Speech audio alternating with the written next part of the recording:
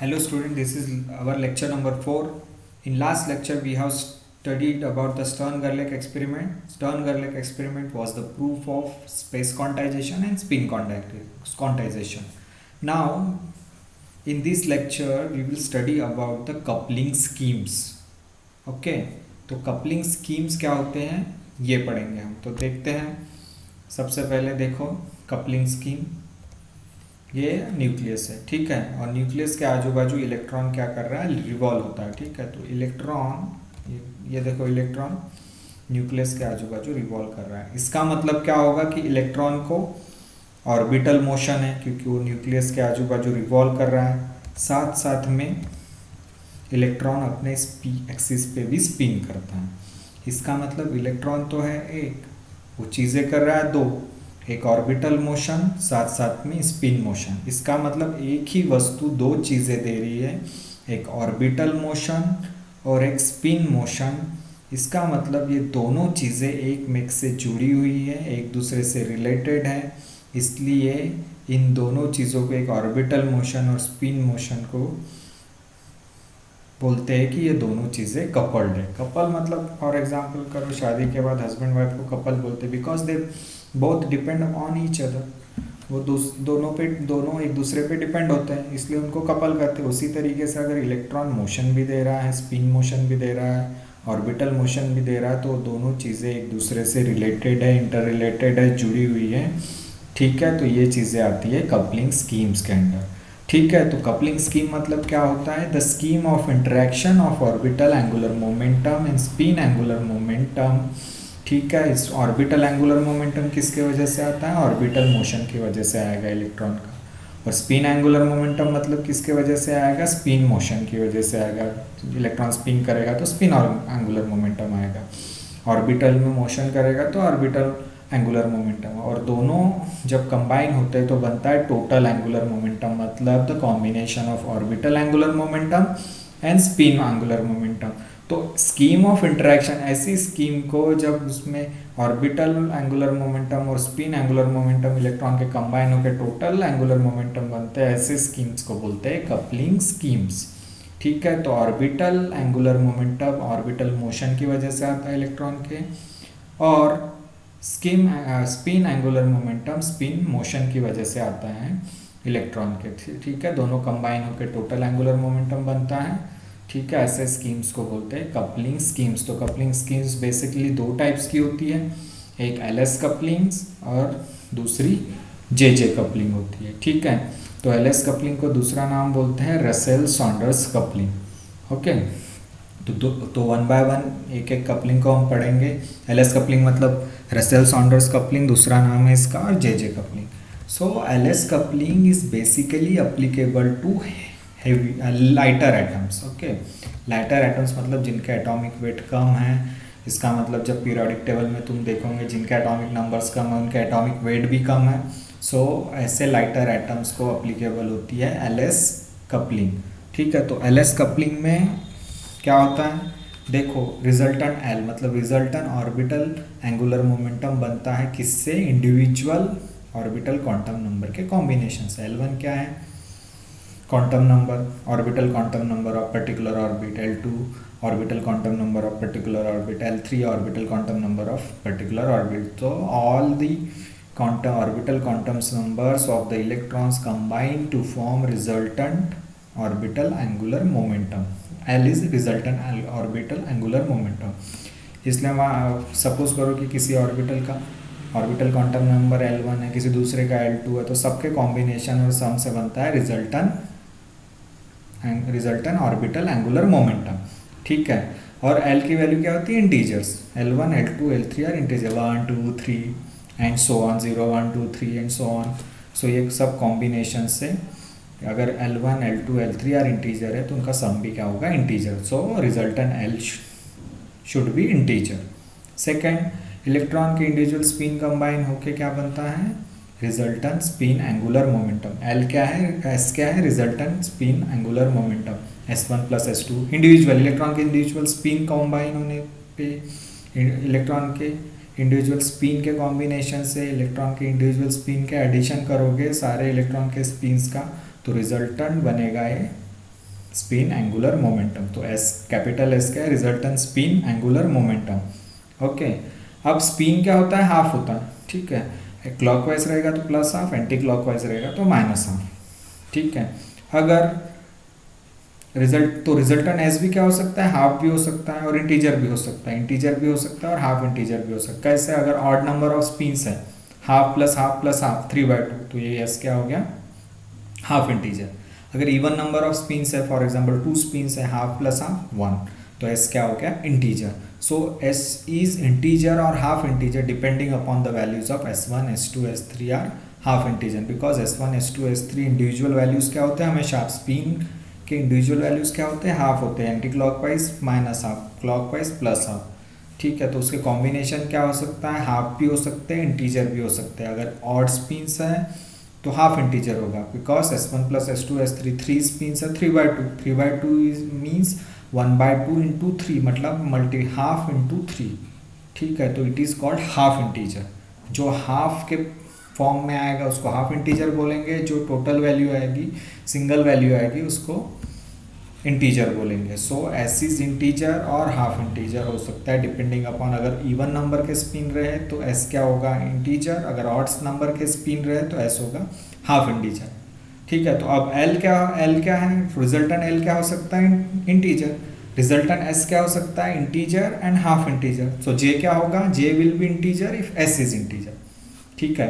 अगर S integer है, L तो इंटीजर ही है, इंटीजर प्लस इंटीजर इंटीजर, तो J will be integer if S is integer. अगर एस हाफ इंटीजर है, एल तो इंटीजर ही है, L integer, S half integer है, तो टोटल वैल्यू क्या आएगी, जे की हाफ इंटीजर। इसका मतलब जे क्या है, एल एंड एस का कॉम्बिनेशन है, मतलब L and S combine to form J, L and S to combine to form total angular momentum J, मतलब vector J is equal to vector L plus vector S. If L is integer and S resultant L is integer and resultant S is integer, then J will be integer. If resultant L is integer and S is half integer, then integer plus half integer J will be half integer. Okay, तो J half integer भी हो सकता है और integer भी होगा depending upon the value of S, क्योंकि L तो integer है, ठीक है। और S क्या है, S इंटीजर भी हो सकता है, हाफ इंटीजर भी हो सकता है। अगर S हाफ इंटीजर है तो J होगा हाफ इंटीजर, अगर S इंटीजर है तो J होगा इंटीजर, ठीक है। तो ये हो गया L and S to combine form. अभी वेक्टर फॉर्म में कैसे रिप्रेजेंट करेंगे इस कपलिंग स्कीम को, that is L S coupling scheme. Vector J is resultant vector of vector addition of L and S. तो सपोज करो कि ये मान लो कि वेक्टर एल है इस डायरेक्शन में, ये वेक्टर एस है इस डायरेक्शन में, ठीक है। तो टोटल रिजल्टेंट क्या होगा, इस डायरेक्शन में होगा। According to vector law of addition, resultant vector would be in this direction. तो resultant vector means J would be this, J is equal to L plus S, ठीक है। अगर इसी को 3 डायमेंशनली देखना चाहेंगे तो कैसे दिखेगा, ये L वेक्टर है, ये S वेक्टर है और दोनों का रिजल्टेंट कॉम्बिनेशन जा रहा है L प्लस S इस डायरेक्शन।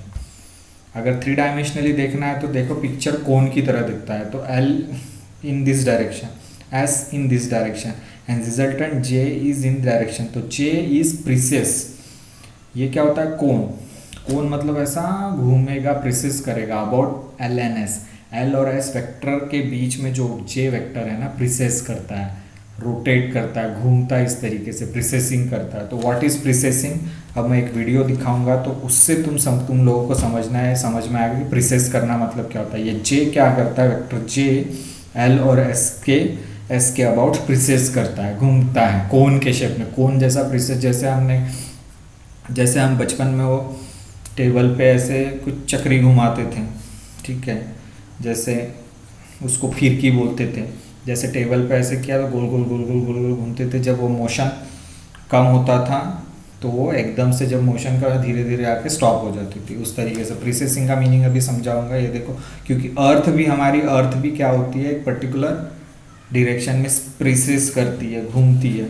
तो दिखाऊंगा मैं प्रिसेसिंग मतलब क्या होता है, ये वीडियो देखो।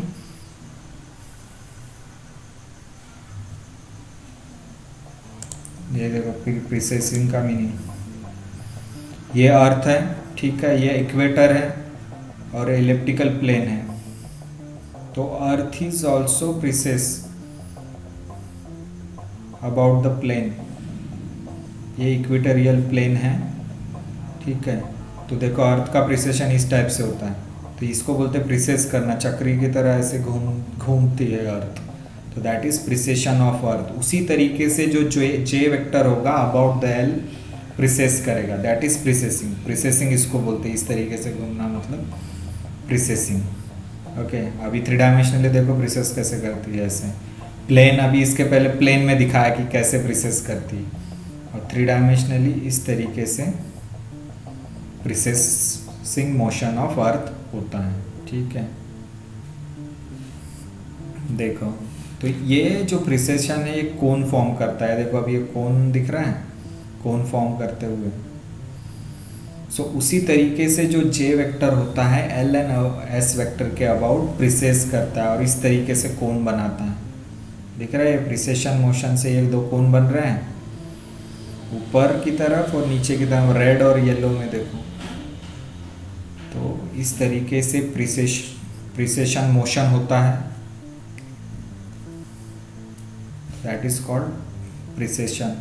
ओके, सो इस तरीके से कोन बना रहा है। देखो रेड देखो ऊपर और ऊपर येलो देखो, इस तरीके से जो रिजल्टेंट वेक्टर है वो प्रिसेशन करके कोन बना रहा है, तो that is called precision of earth. ठीक है, उसी तरीके से फिर से आते हैं उसमें प्रेजेंटेशन पे। तो उसी तरीके से एल और एस कंबाइन होके जे बनता है, और J will be precessing about L and S. ठीक है, तो अभी देखेंगे नेक्स्ट कपलिंग स्कीम जो होती है वो देखेंगे जे जे कपलिंग।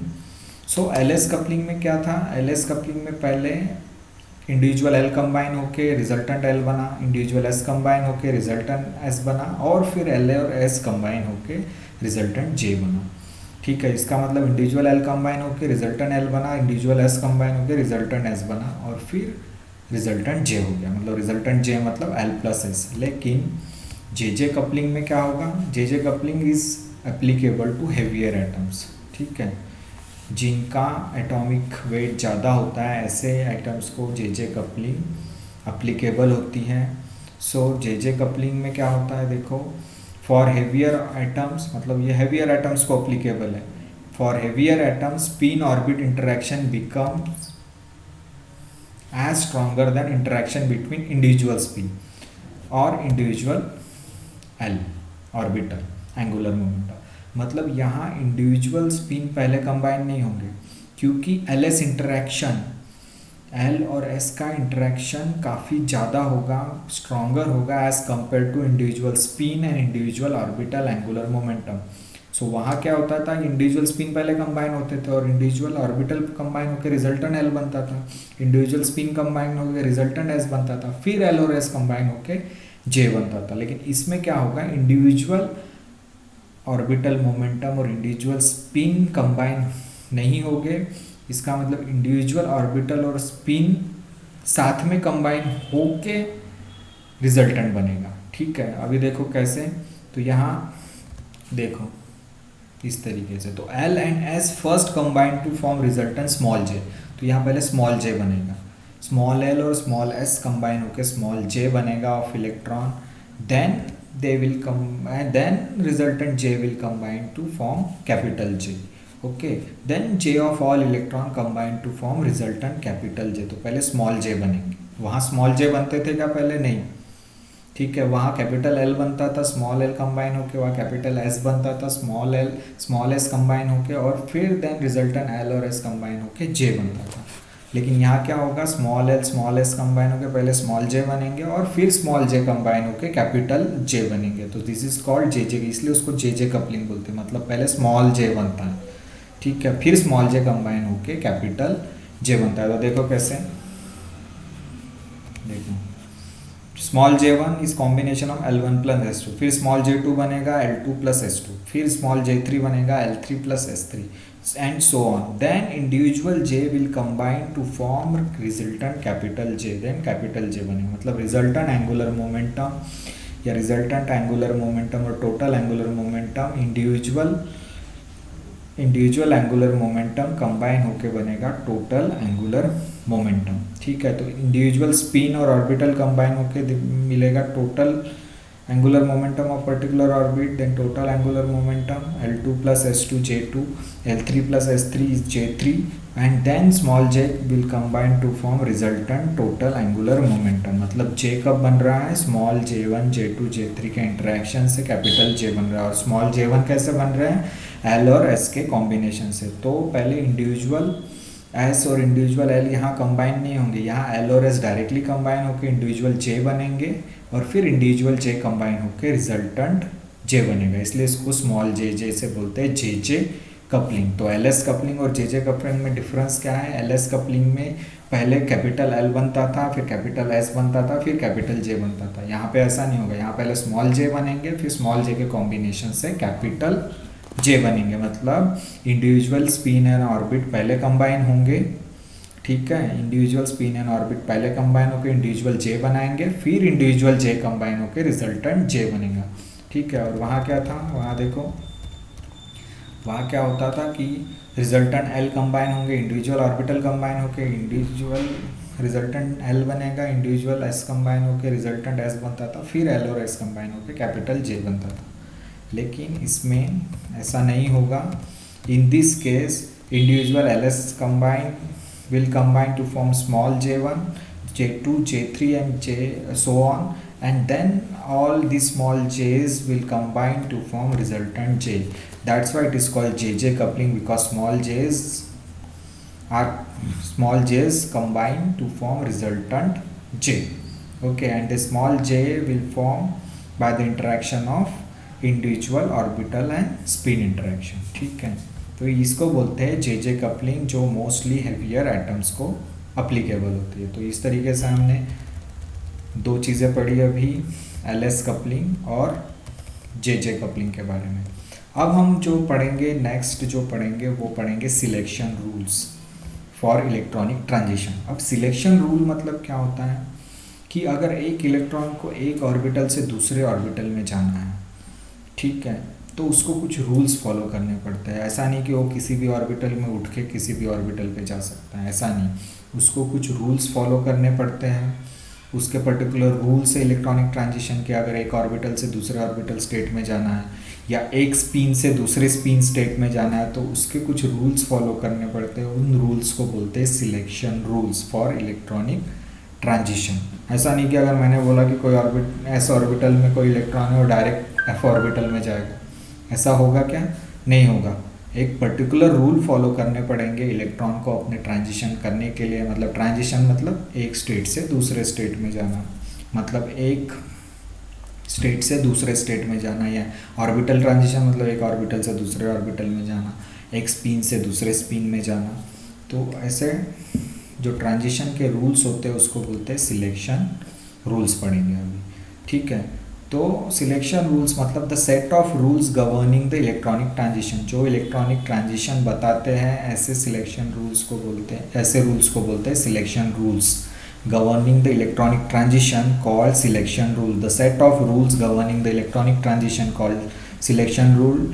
ठीक है, अगर ट्रांजिशन अलाउड है या फॉरबिडन है. फॉरबिडन मतलब जो रूल्स के अकॉर्डिंग ट्रांजिशन हो रहा है, अगर वो ट्रांजिशन हो रहा है तो अलाउड है, अगर नहीं हो रहा है तो फॉरबिडन है. ठीक है, तो अगर रूल्स फॉलो कर रहा है तो अलाउड ट्रांजिशन, रूल्स फॉलो नहीं कर रहा है तो फॉरबिडन ट्रांजिशन. ठीक है, तो ट्रांजिशन में बी अलाउड और फॉरबिडन. अगर रूल्स के हिसाब से ट्रांजिशन हो रहा है तो अलाउड है, रूल के हिसाब से ट्रांजिशन नहीं हो रहा है तो फॉरबिडन है. ठीक है, तो अब देखो सिलेक्शन रूल फॉर ऑर्बिटल क्या होता है. Selection rule for orbital quantum number, that is orbital angular momentum. Selection rule for capital L मतलब ऑर्बिटल एंगुलर मोमेंटम. तो ऑर्बिटल एंगुलर मोमेंटम का सिलेक्शन रूल क्या होता है, डेल्टा इज इक्वल टू 0 और प्लस माइनस 1. ठीक है, और delta L is equal to 0 is not allowed for one electron system. इसका मतलब delta L is equal to plus minus 1 is allowed for all atoms. मतलब delta L is equal to plus minus 1 मतलब अगर एक orbital से दूसरे orbital में electron जाना है तो उनका चेंज क्या होना चाहिए, उसका ऑर्बिटल एंगुलर मोमेंटम चेंज होना चाहिए प्लस माइनस 1 से.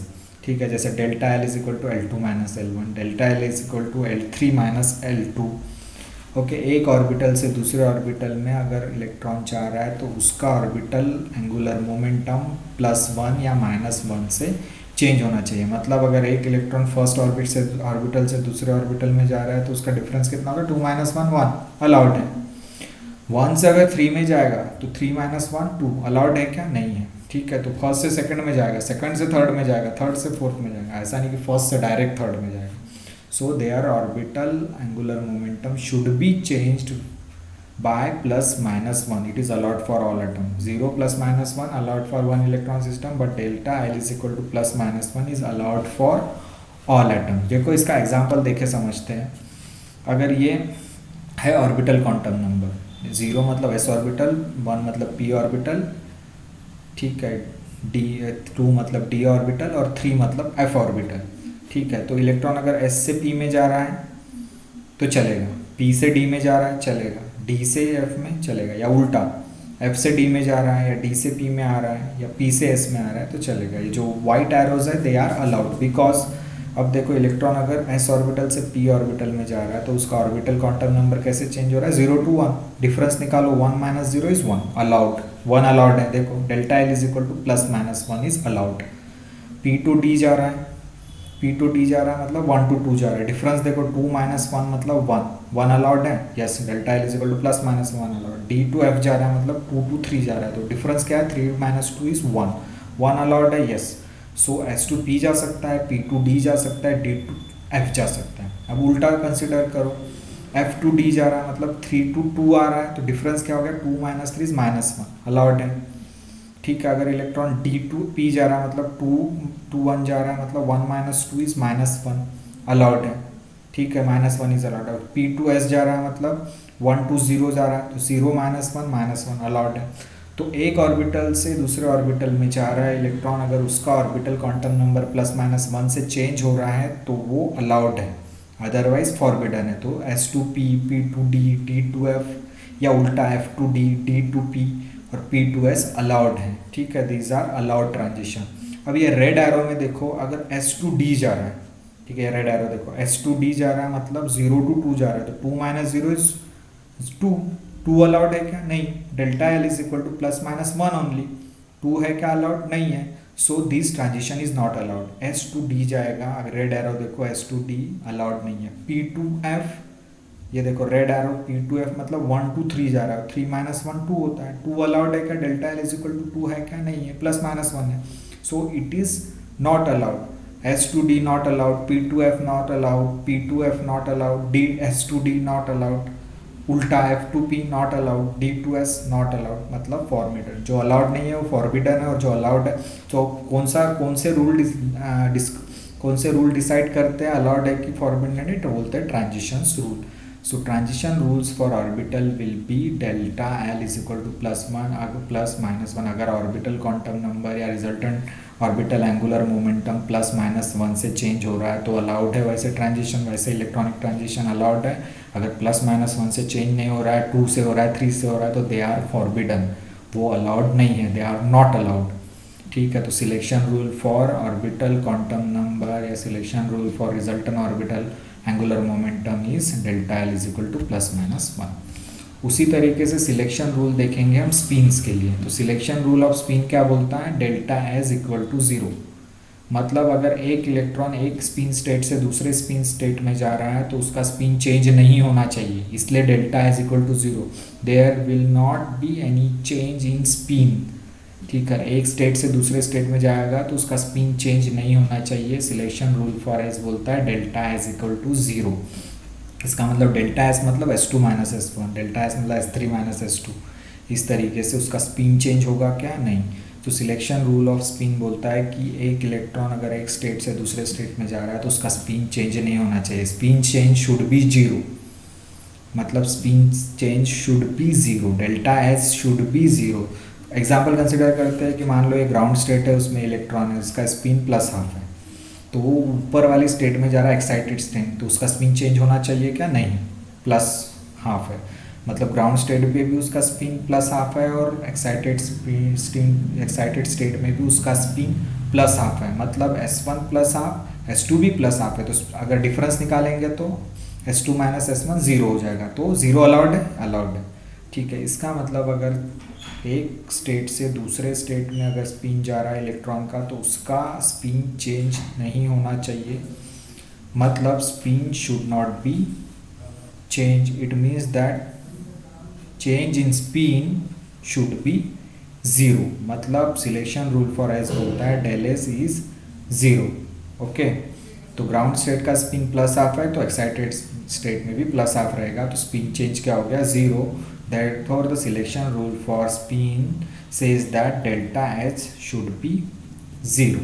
ओके, मतलब स्पिन ऑफ इलेक्ट्रॉन अगर एक स्टेट से दूसरे स्टेट में जाना जाता है तो चेंज नहीं होना चाहिए, ये बोलता है सिलेक्शन रूल फॉर एस। अब देखेंगे सिलेक्शन रूल फॉर जे क्या होता है। Selection rule for J, delta J should be zero and plus minus one. तो डेल्टा जे क्या होना चाहिए, ज़ीरो भी और प्लस माइनस वन भी। मतलब अगर एक जे स्टेट से दूसरे जे स्टेट में इलेक्ट्रॉन जाता है तो उसका टोटल एंगुलर मोमेंटम चेंज होना चाहिए ज़ीरो से या प्लस माइनस वन से। यहाँ तक ही अलाउड है, plus minus two plus minus three allowed नहीं है। ठीक है, J should be changed as zero and plus minus one. तो delta J should be zero and plus minus one for the selection rule. This is selection rule for J. J means total angular momentum change होना चाहिए zero से या plus minus one से।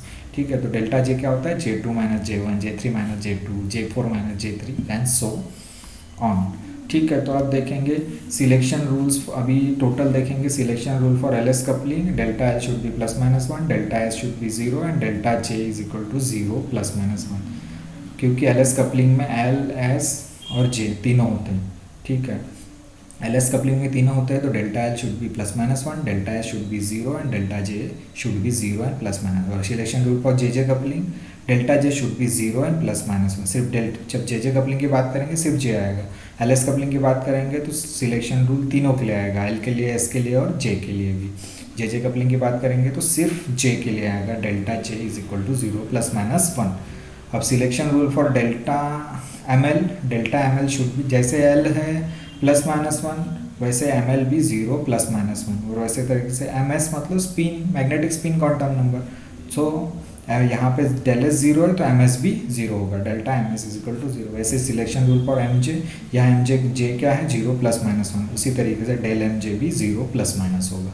तो ये है selection rule for L S coupling, J J coupling, selection rule for M L and selection rule for M S and selection rule for M J. तो ये सिलेक्शन रूल से याद रखना है क्योंकि एग्जाम में आता है कि state selection rule for L S coupling, J J coupling, M L, M S और एम जे। तो इस तरीके से हमने आज देखा कि इलेक्ट्रॉनिक ट्रांजिशन कुछ रूल्स फॉलो करते हैं एक ऑर्बिटल से दूसरे ऑर्बिटल में जाने के लिए या एक स्पिन से दूसरे स्पिन में जाने के लिए।